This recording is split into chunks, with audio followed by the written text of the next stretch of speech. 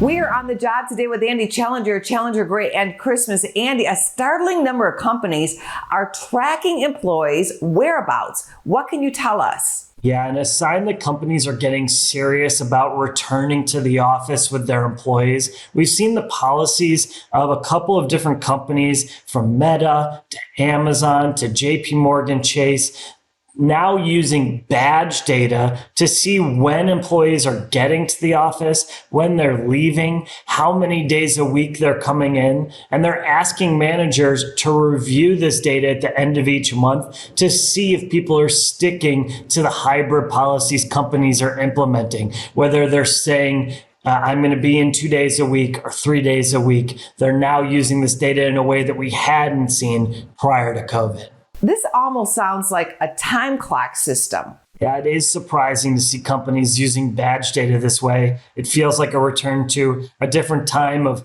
punching in and punching out of the office. But there is also a new world that employers are contending with people having different schedules, managers and employees not always in the office at the same time on the same days. The old system of just having eyes on people and knowing whether they're there doesn't work the same way that it used to. And so companies are trying to get creative and figure out ways to actually implement and enforce these return to office policies that they've been looking at and talking about for so long now.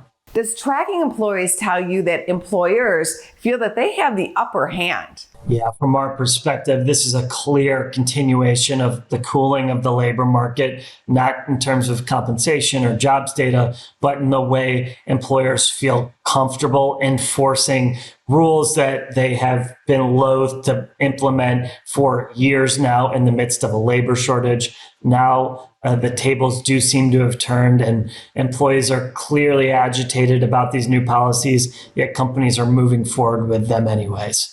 Great information. Thank you, Andy. Thanks for having me on, Angie. Go to businessfirstam.com for where to see our show on TV.